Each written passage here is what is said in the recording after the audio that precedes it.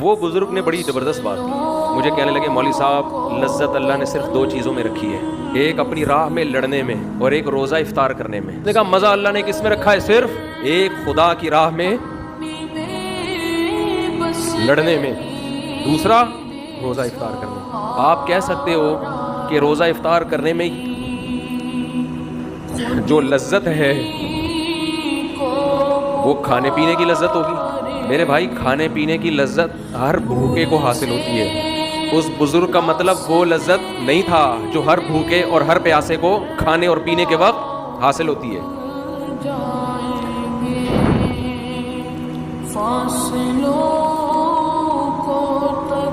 یہ جو روزے دار کو افطاری کے وقت لذت حاصل ہوتی ہے، یہ وہ لذت ہے جس لذت کے حاصل کرنے کے لیے دل میں اللہ کی محبت کا ہونا ضروری ہے۔